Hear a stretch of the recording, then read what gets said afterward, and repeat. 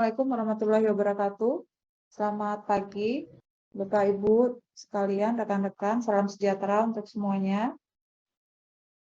Semoga kita semua sehat-sehat ya. Terima kasih untuk kesediaannya memenuhi undangan kami. Hari ini ada berita yang mau kami sampaikan ke Bapak Ibu sekalian. Ini satu skema penelitian dan pengabdian kepada masyarakat yang baru yang muncul, kebutuhannya muncul belakangan karena ada perkembangan tertentu yang ada momentum tertentu yang di luar momentum skema pendanaan hibah internal yang reguler. Tapi kemudian momentum ini sayang kalau sampai tidak kita fasilitasi seperti itu.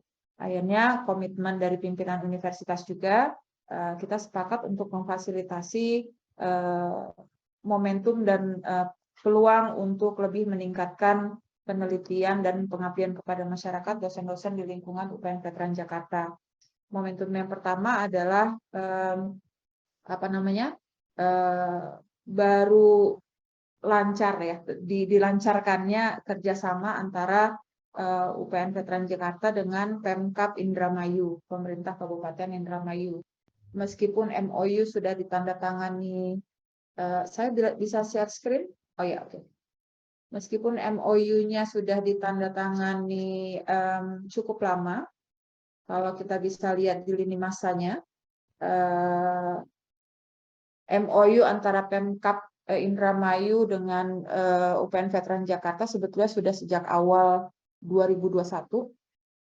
Setelah MOU itu LPPM kemudian berinisiatif untuk mengkonsolidasi secara internal dengan fakultas-fakultas untuk membahas tindak lanjut dari kerjasama terutama dalam hal penelitian dan pengabdian kepada masyarakat karena itu menjadi wilayah dan kewenangan dari LPPM. Kemudian hasil dari pertemuan itu sudah kami konsultasikan kembali dengan tim penasihat Bupati Indramayu itu di bulan Juli 2021. Kembali tanggal 13 itu sempat vakum sempat lama karena kita juga mungkin terdistraksi dengan kesulitan kondisi pandemi dan sebagainya sehingga kerjasamanya belum tentu kita bisa lanjutkan waktu itu.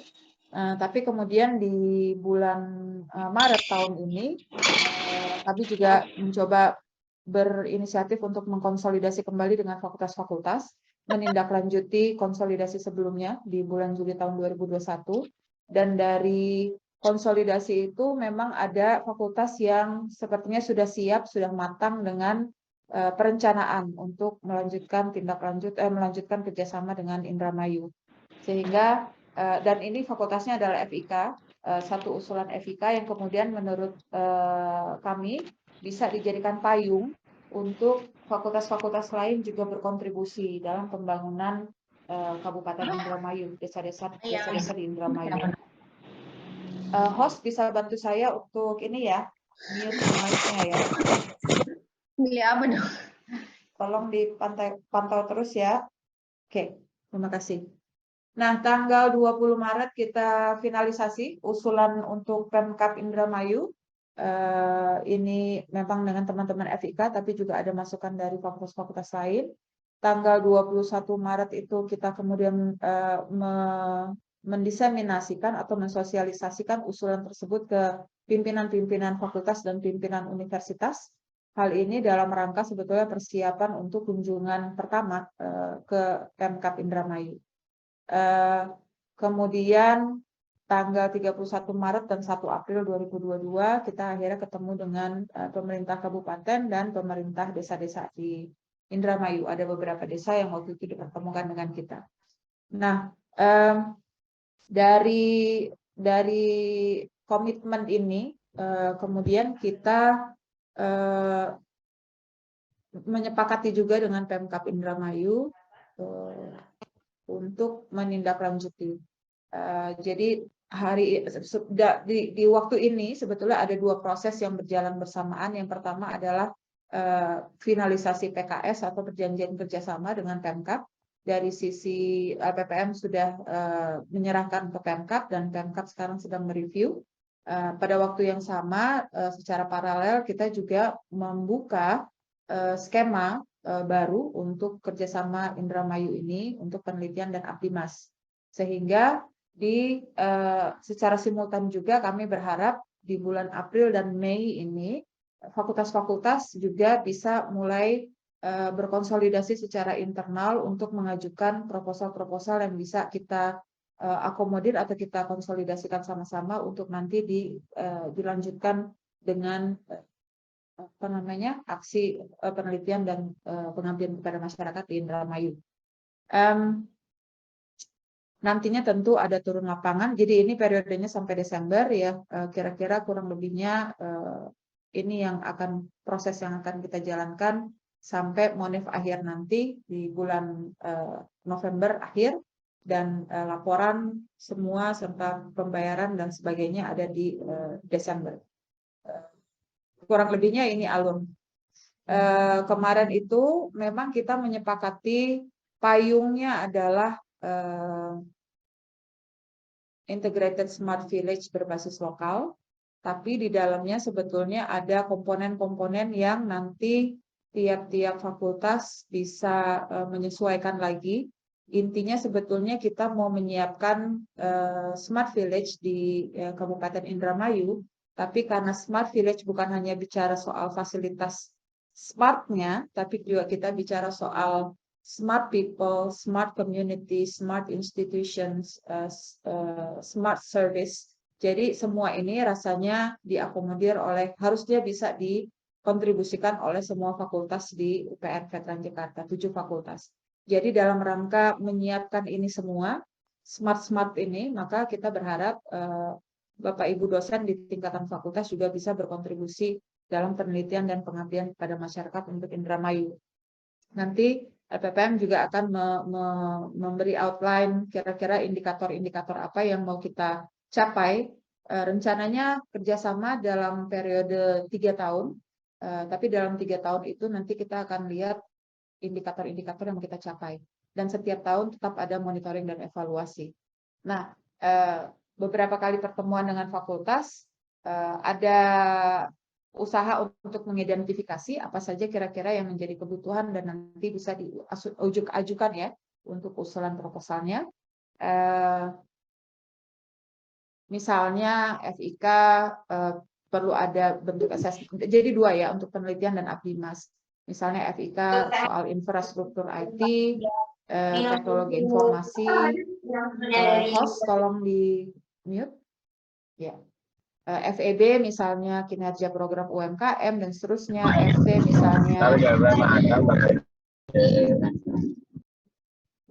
pengembangan produksi kapal dan wisata bahari dan sebagainya ya, FH juga visit dan sebagainya. Nanti juga bisa berkolaborasi antar fakultas, misalnya Fikes dan FK kolaborasi untuk soal angka kematian bayi, data penyakit TB paru, kasus diare dan sebagainya. Stunting juga ya, termasuk satu yang dihadapi oleh Pemkab Indramayu.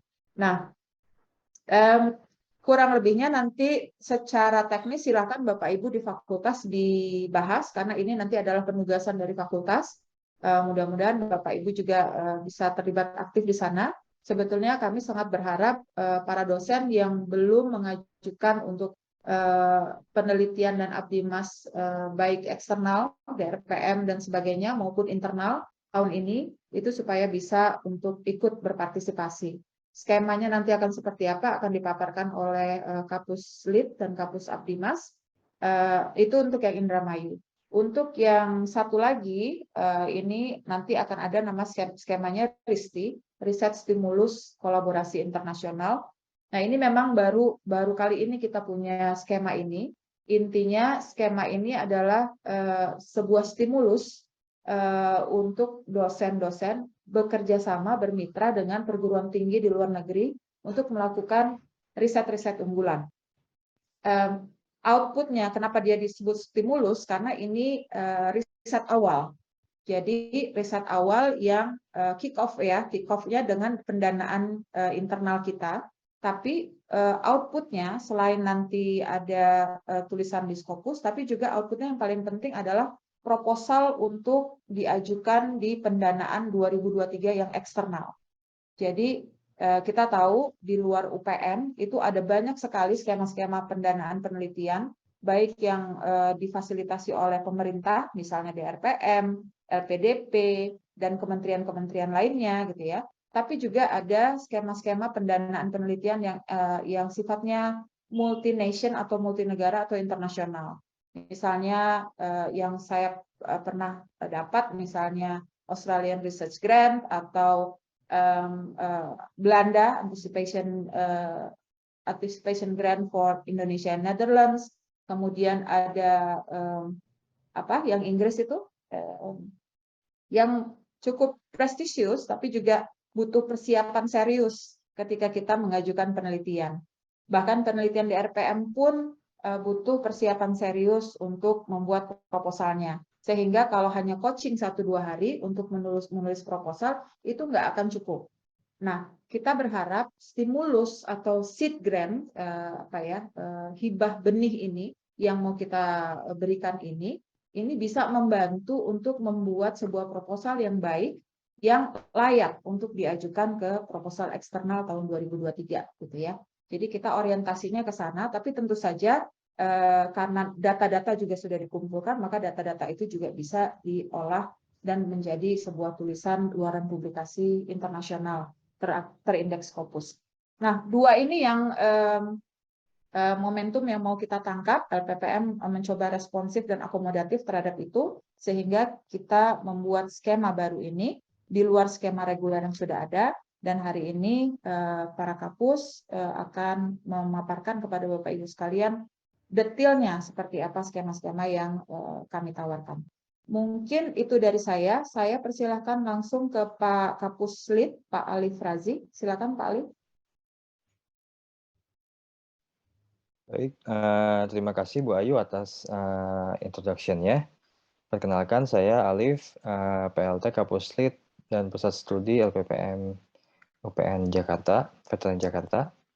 Mana izinkan saya untuk memaparkan 2 skema khusus ya, di luar dari skema yang reguler, yang seperti yang diinfokan oleh Bu Ayu.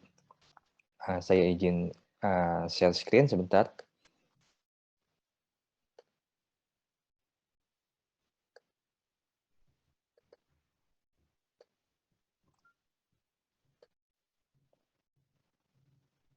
Nah, Bapak Ibu dosen sekalian, apakah slide-nya sudah bisa dilihat? Jadi kami dari LPPM akan mengadakan 2 skema khusus tambahan. Yang pertama adalah riset pembangunan desa Kabupaten Indramayu yang kita sebut RISDA, di mana sesuai dengan info yang diberitahukan oleh Bu Ayu, bahwa riset pembangunan desa atau RISDA ini bertujuan untuk mendukung program pembangunan desa cerdas di Kabupaten Indramayu. Sebagaimana Bapak Ibu dosen ketahui bersama bahwa LPPM sudah membuat perjanjian kerjasama dan MOU ya dengan UPN Veteran Jakarta untuk meningkatkan atau menciptakan ya prototipe ya pilot project pembangunan desa cerdas di Kabupaten Indramayu. Nah, skema penelitian khusus ya RISDA ini memiliki syarat dan ketentuan di mana ketua adalah dosen tetap UPN Veteran Jakarta dengan pendidikan minimal S2 asisten ahli, dan juga tim riset ini terdiri dari 1 orang ketua dan 3 sampai 5 anggota, di mana dosen itu memiliki jabatan fungsional minimal tenaga pengajar. Nah, jangka waktu riset yang dilakukan adalah 1 tahun dan dapat diperpanjang menjadi 2 tahun jika sesuai dengan progres yang kami inginkan. Lalu luaran wajib yaitu jurnal nasional terakreditasi minimal Sinta 4, dan di mana untuk dana penelitian maksimum yang dapat diajukan adalah untuk Saintek itu maksimum 30 juta, dan untuk sosum itu maksimum 20 juta. Nah, ini batas akhir pengajuan tanggal 21 Mei, bisa diakses di sim.upnvj.ac.id, dan nanti mungkin kami akan memberikan juga semacam panduan ya untuk aplikasi untuk bagaimana mengapply skema penelitian hibah internal ini.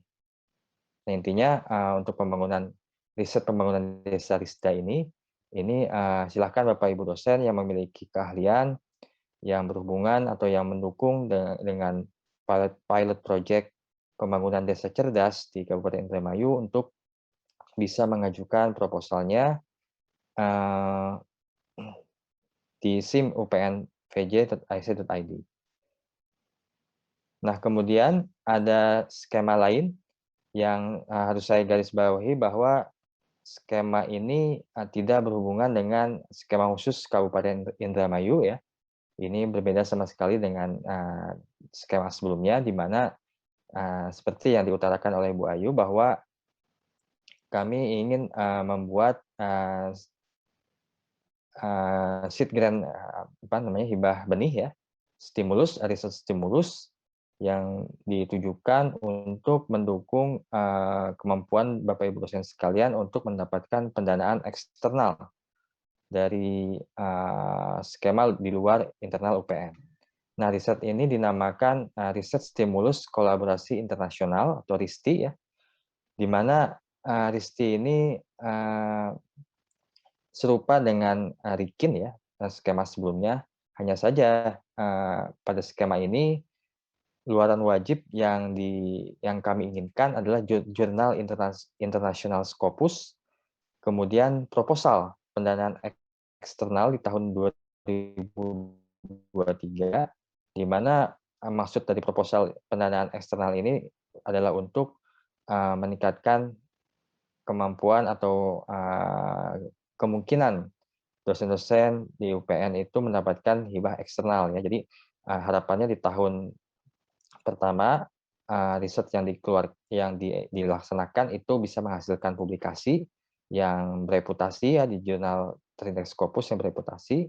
Kemudian dari situ ada penelitian lanjutan di mana nantinya dari penelitian lanjutan itu bisa diajukan proposalnya ke eksternal. Nah, untuk syarat ketentuannya, skema RISTI ini merupakan skema penugasan fakultas, di mana pengusul adalah dosen tetap UPNVJ dengan pendidikan minimal S3, dan tim riset terdiri dari 1 orang ketua dan 3-5 orang anggota dengan jabatan fungsional minimal tenaga pengajar. Kemudian jangka waktu riset adalah 1 tahun, mengikuti tahun anggaran. Kemudian ketua hanya boleh mengusulkan 1 proposal pada skema RISTI ini, dan juga ketua bukan penerima hibah internal skema RIKIN. Nah, untuk sebetulnya kami sudah menetapkan penerima skema RIKIN, cuma kita tinggal menunggu finalisasi skepnya dari Bu Rektor ya. Mohon mungkin dalam waktu singkat ini sudah diketahui siapa-siapa saja dosen yang telah menerima hibah internal skema RIKIN. Lalu syarat lainnya yaitu memiliki mitra perguruan tinggi internasional dan juga memiliki MOA atau LOI ya, dan juga adanya istilahnya kontribusi pendanaan in kind atau in cash. Jadi kedua belah pihak telah bersepakat untuk berkontribusi, apakah terutama pada mitra perguruan tinggi internasional, apakah akan memberikan kontribusi in kind atau in cash ya. Kemudian batas waktu yang ditetapkan adalah 21 Mei 2022, dan dana penelitian maksimum yang dapat diajukan dari skema ini adalah maksimum 80 juta, dan dana luaran Q1 Q4 itu sesuai dengan SBM yang ditetapkan oleh rektor. Nah, kemudian kalau jika ada pertanyaan atau ada yang didiskusikan, silakan ditanyakan di forum ini. Nah, skema ini mudah-mudahan bisa mengakomodir dosen-dosen UPN untuk bisa meningkatkan publikasi internasional juga selain untuk meningkatkan kemampuan untuk mendapatkan pendanaan eksternal di luar dari pendanaan hibah internal PN. Oke, baik. Terima kasih. Cukup sekian paparan dari saya. Wassalamualaikum warahmatullahi wabarakatuh. Terima kasih Pak Alif. Pak Ibnu sudah hadir? Belum? Nah, mungkin kita selesaikan dulu dengan skema yang Abdimas, Pak Imam, ditunggu sebentar ya Pak Imam ya, supaya nanti bisa sekaligus tanya jawabnya. Karena Pak Ibnu tidak hadir, belum hadir di sini, saya yang akan coba paparkan untuk skema Abdimas Indramayu. Oke. Nah, ini adalah skema pendanaan hibah internal Abdimas untuk Kabupaten Indramayu seperti yang tadi saya sampaikan di awal, namanya PPDI MBKM ya. Karena nanti kita mau mencoba melingkan ini juga dengan program MBKM universitas. Nah, untuk skema ini syarat pendaftarannya ketua adalah dosen UPN Veteran Jakarta, artinya minimum memiliki NIDN, kemudian tidak sedang tugas belajar, dan ketua belum menjadi skema pendanaan internal lain untuk ketuanya. Anggota pengusul merupakan tenaga pengajar, bisa 3-5 orang, satu ketua dan maksimal 4 anggota. Untuk wilayah mitranya itu adalah yang sudah kita kerjasamakan dengan Pemkab Indramayu. Jadi ada untuk sekarang ada 3 ya, kemarin yang sudah kita sepakati ada 3 desa. Masing-masing desa merepresentasikan desa pesisir, desa pertanian, dan desa pariwisata. Nanti nama desanya saya lupa, tapi nanti mungkin Bapak Ibu yang kemarin ikut ke Indramayu mungkin bisa lebih menjelaskan desa-desanya. Nanti Abdimasnya di 3 wilayah ini. Kemudian melampirkan tugas dari pimpinan fakultas, karena ini adalah skema khusus untuk penugasan dari fakultas. Kemudian menyusun proposal sesuai dengan template yang sudah disediakan, dan ini nanti akan menyesuaikan juga dengan indikator-indikator yang tadi di awal sudah saya sebutkan, nanti akan kita share ke Bapak Ibu sekalian. Jumlah proposal yang kita kuotakan yang akan kita danai maksimal 30 proposal. Jadi saya sih berharap 30 proposal ini bisa terpenuhi oleh 7 fakultas gitu ya, karena lumayan banyak dan ini akan bisa sangat promising untuk produktif juga Bapak Ibu dosen. Batas akhir pengajuan sama dengan lead tadi, kita tunggu sampai tanggal 21 Mei 2022 menjelang tengah malam ya, midnight. Untuk kriteria kegiatannya itu tadi sesuai dengan roadmap yang nanti akan kita share berikut, memperhatikan indikator-indikator yang mau kita tuju sampai 3 tahun ke depan. Jadi ini jangka waktunya memang 3 tahun. Jadi ini multi years, sama juga dengan yang penelitian Risda ya Pak Alif ya. Multi years, tapi memang setiap tahun kita akan evaluasi apakah ini bisa dilanjutkan atau memberi dampak yang baik atau tidak. Penelitian juga demikian, multi years tetap akan kita setiap akhir tahun tetap akan kita evaluasi, dan luaran-luaran itu nanti juga per tahun ya. Jadi luaran bukan dalam 3 tahun baru ada luaran, tapi luaran adalah per tahun. Kontrak pun akan per tahun. Jadi kontrak untuk tahun pertama itu akan dibuat 1 tahun. Tapi nanti setelah dievaluasi kita akan bisa menilai apakah perlu ada kelanjutan kontrak atau tidak. Kriteria yang lain untuk proposal itu harus melibatkan minimal 10 mahasiswa yang nanti akan direkognisi 10 SKS. Ini tugasnya LPPM dan LP3M untuk menghitung rekognisi 10 SKS-nya. Kemudian menyusun proposal sesuai dengan template yang ada, tadi sudah disebut. Dan kegiatan ini bukan sekali kunjungan, tapi berkelanjutan, terukur, terkontrol dengan minimal 3 kali kunjungan. Jadi kita bukan Abdimas yang model one off, satu kali datang terus sudah selesai gitu ya. Tapi kita justru mau melihat, dan kenapa kita ingin ini 3 tahun, karena kita mau melihat keberlanjutannya, sustainability-nya. Sehingga dia juga perlu terukur dengan baik. Dan terkontrol. Ya. Kemudian yang lain kriterianya adalah bahwa program ini bisa dihentikan dan tidak masuk tahun berikutnya apabila kita nilai dalam evaluasi, dalam MONEF, tidak berhasil dan scoringnya nanti rendah. Menurut siapa? Menurut reviewer.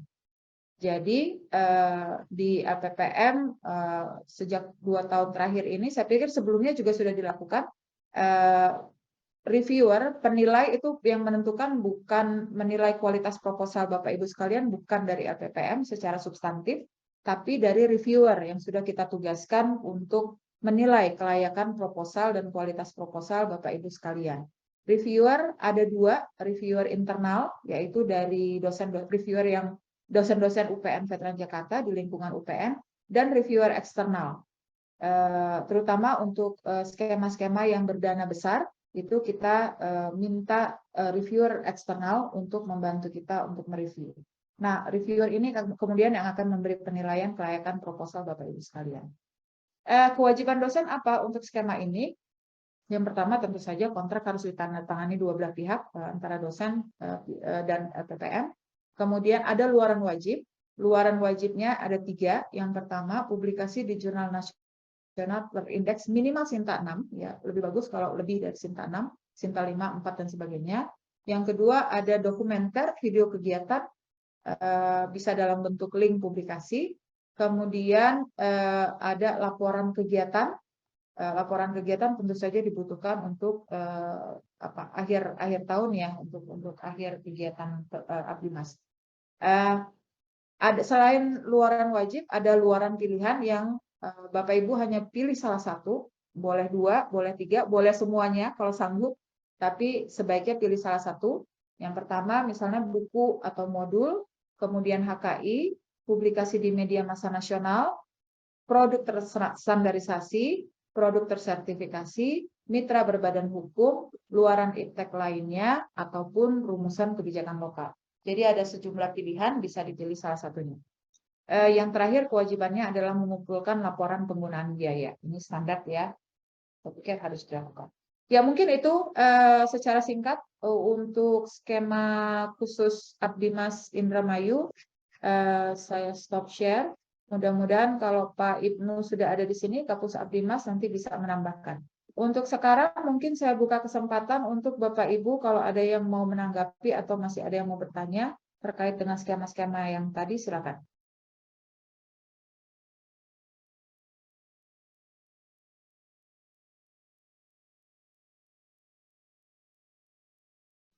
Pak Imam, silakan.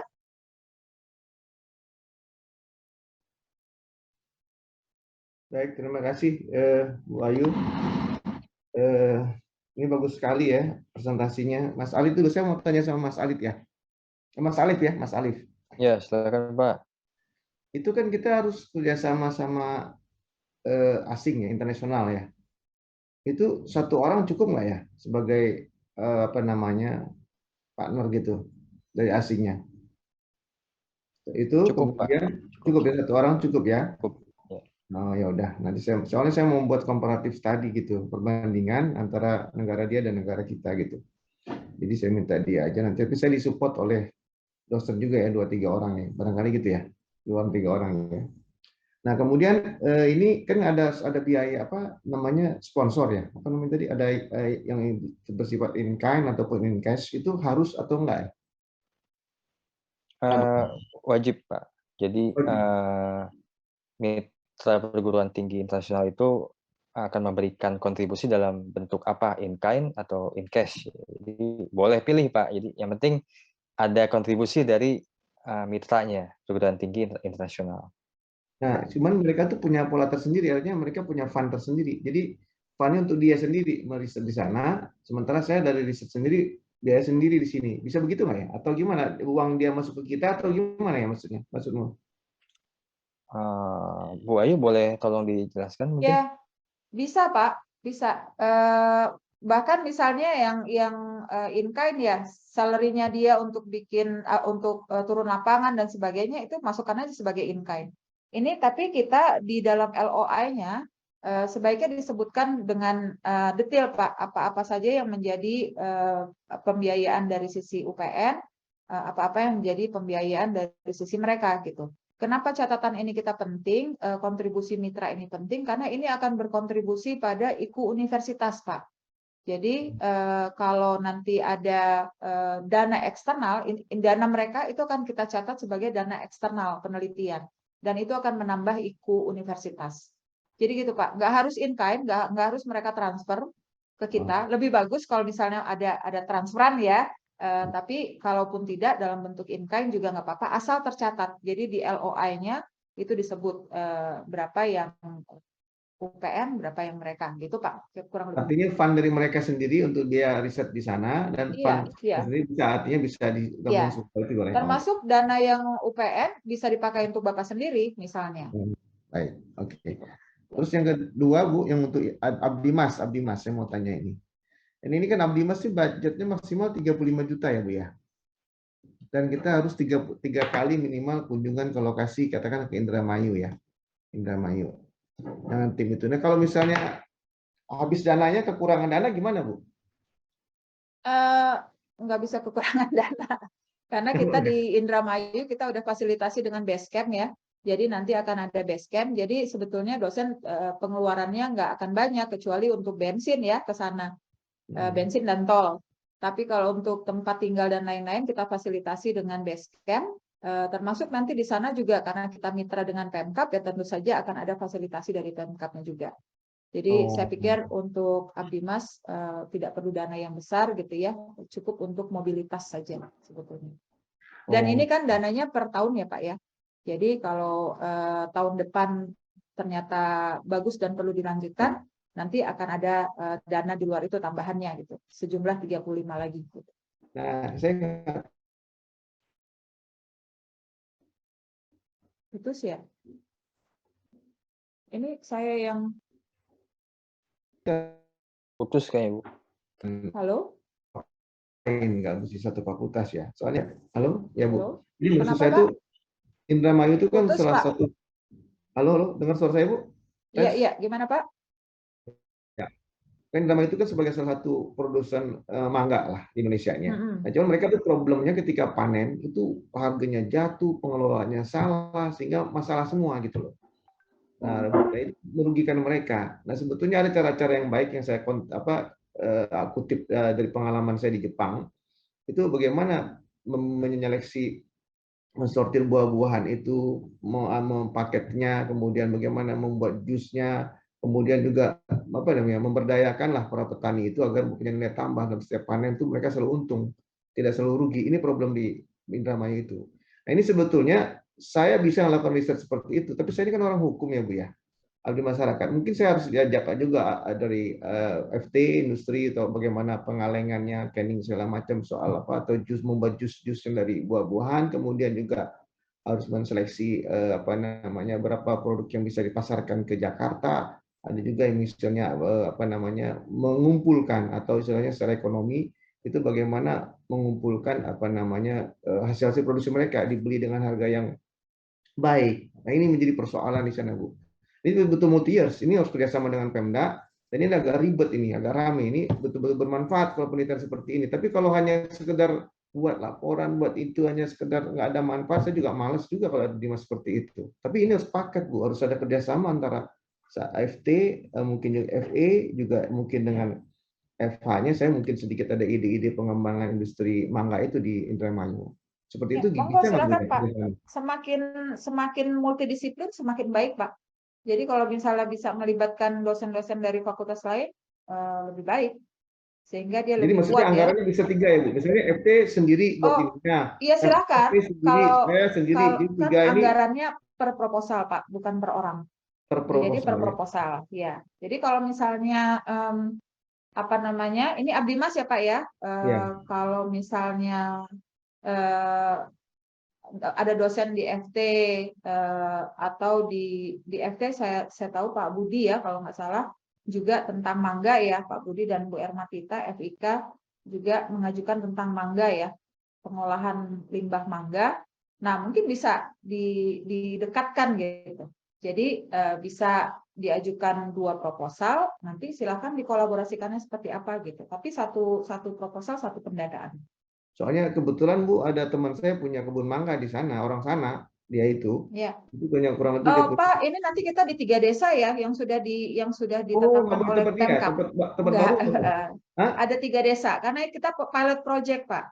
Mudah-mudahan Oh, kalau ditentukan desanya ya? iya nanti ditentukan oleh Pemkab desanya. Jadi Oh, kalau ini berhasil, ya tentu saja Pemkab akan beri kepercayaan ya untuk kita mendampingi desa-desa lainnya gitu ya. Tapi harapan kita dan harapan pimpinan universitas kita seperti pendampingannya itu bisa multi years.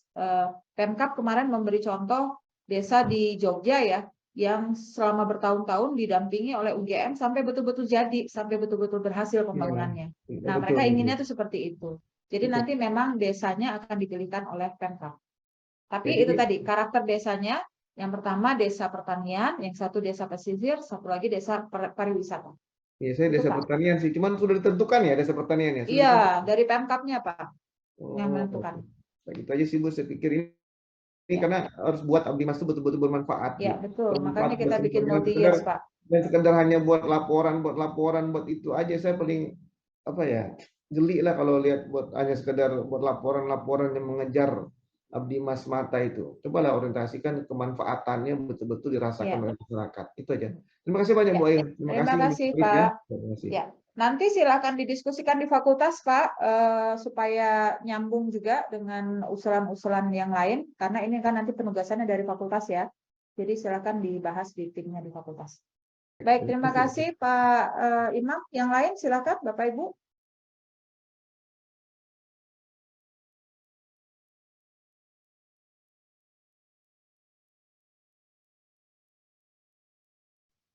Apakah ada yang lain?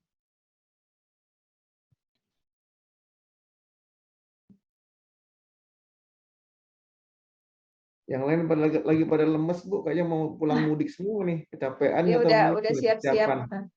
Udah siap-siap mau liburan kayaknya nih. Mau lebaran. Oke, baik kalau tidak ada saya cek dulu Pak Ibnu sudah hadir belum? Pak Ibnu belum ya? Mungkin masih di jalan juga lagi on the way pulang kampung. Oke. Dari teman-teman LPPM yang lain ada tambahan? Tidak ada? Baik, kalau begitu saya ucapkan terima kasih Bapak Ibu sekalian sudah menyediakan waktu untuk join di pertemuan ini. Kalau masih ada nanti pertanyaan-pertanyaan yang lain atau hal-hal yang perlu diklarifikasi, silakan bisa kontak salah satu dari kami di LPPM atau langsung ke kampusnya Pak Alif. Pak Alif, boleh tolong share nomor HP ya Pak Alif, ada nomor kontak email dan Izin Bu lain-lain. Ayu mau tanya. Iya, Bu. Oh, siapakah ini? Oh, Bu Desmintari. Halo, Yuk. Bu Desmintari ya? Bu Des mau tanya? Bu Ayu izin saya mau tanya. Ini siapa? Maaf saya nggak bisa lihat. Oh, Bu Sri Saya mau Bu lihat Sri. ini ya? Oh Iya. ya, monggo silakan Bu. Monggo. Bu Maaf, Ayu, nggak kelihatan. Ya. untuk skema yang di apa itu namanya? Apa Bu di Cirebon apa namanya? Tadi Indramayu. Indramayu, sorry. Di Ya. Indramayu itu kan dikenal banyak kantong-kantong yang bermasalah dengan dari aspek sosial ya Bu Ayu ya. Ya. Nah, misalnya itu apakah desa yang dipilih itu menunjukkan indikator seperti itu nggak ada masalah-masalah misalnya terkait dengan di sana itu dikenal dengan penduduknya itu banyak yang menjadi TKW, TKI gitu ya Bu ya. Nah, apakah desa yang dipilih itu seperti itu nggak Bu dengan kondisi seperti itu nggak? Kemarin sih 3 desa yang dipilihkan oleh Pemkab itu hanya representasi dari karakter itu ya, karakter pesisir, pertanian, dan pariwisata. Tapi kita kan nggak pernah tahu dalamnya itu ada masalah apa gitu Bu. Jadi memang sebaiknya ada assessment awal. Sebaiknya ada assessment awal supaya kita juga bisa tahu persoalannya apakah termasuk persoalan migran ya, trafficking dan sebagainya gitu. Karena kan di situ memang dikenal banyak masalah sosial ya Bu yang bisa diangkat itu, misalnya Ya. terkait dengan ada apa itu ya kekerasan Ya. kekerasan Ini ya fisik. child marriage ya atau Iya. pernikahan dini ya juga masalah. Iya, terus itu kan berdampak kepada ekonomi juga. Sementara juga ada misalnya beberapa penduduk di situ yang sebagian penduduk di situ yang tidak memahami terkait dengan ini Bu, misalnya dapat apa itu dapat Ya.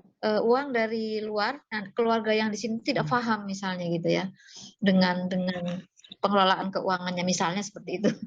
Nah itu Ya, makanya desa itu. Jadi semoga desa yang dipilih itu ada karakter seperti itu ya sehingga saya kan kebetulan Iya. dari ekonomi nih, Ya.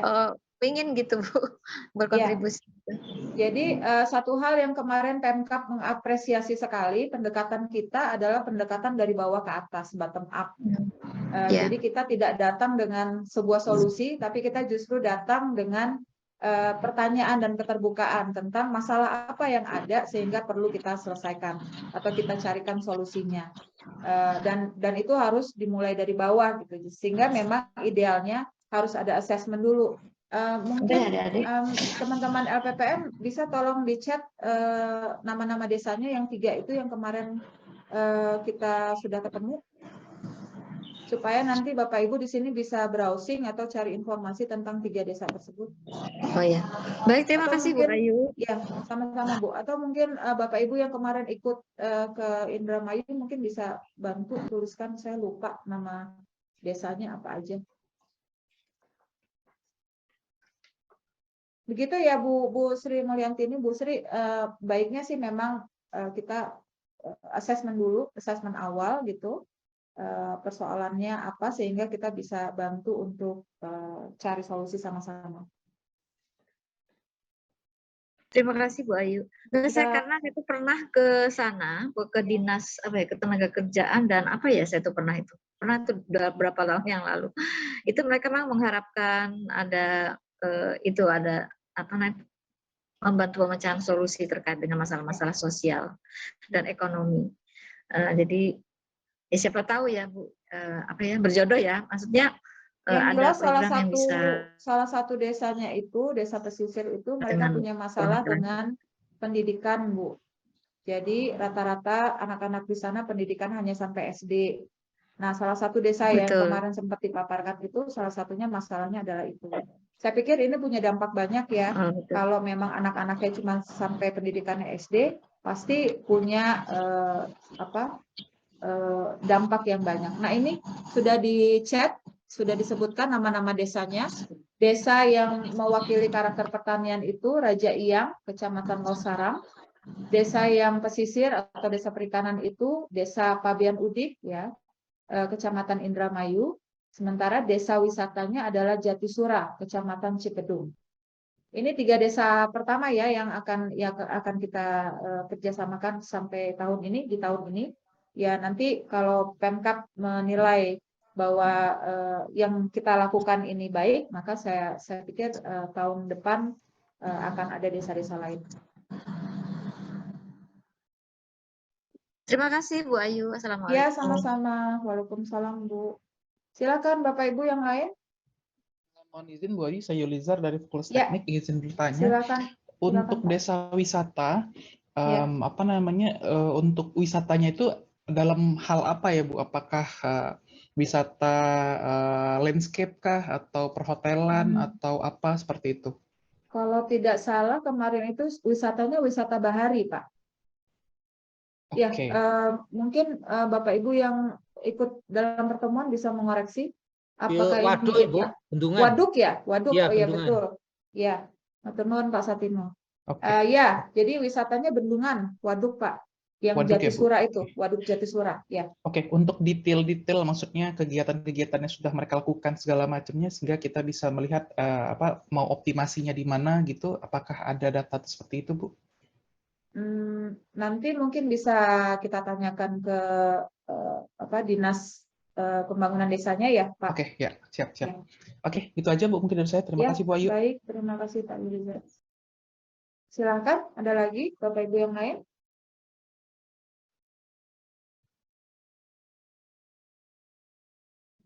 Masih ada kah?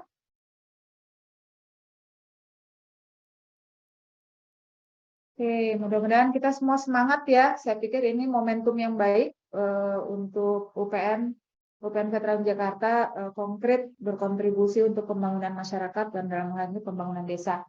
Jadi saya sangat berharap betul supaya Bapak Ibu bisa berkonsolidasi, berkomunikasi internal fakultas, kemudian ajukan ke kami usulan-usulannya. Mohon diingat lagi jadwalnya tanggal 21 Mei ya. Nah, sepertinya saya bisa pastikan sih dari sekarang tidak ada perpanjangan waktu ya. Mudah-mudahan sistemnya juga baik-baik saja gitu, supaya kita tepat waktu karena ini terkait dengan komitmen kita ke Pemkab. Jadi kalau kita mundur nanti Pemkabnya juga melihat wah kita nggak serius nih kayaknya mundur-mundur gitu. Jadi saya harap 21 Mei semua sudah bisa submit proposalnya melalui sistem aplikasi yang ada. Dan ya itu saja mungkin dari saya. Terima kasih Bapak Ibu sekalian. Selamat menjalankan ibadah sampai akhir hari ini untuk yang berpuasa. Juga untuk Bapak Ibu yang lain semoga semua sehat-sehat dan terus semangat, terus produktif. Terima kasih. Wabillahi taufiq wal hidayah. Wassalamualaikum warahmatullahi wabarakatuh. Selamat siang, salam sejahtera semuanya. Salam Waalaikumsalam warahmatullahi wabarakatuh. warahmatullahi wabarakatuh.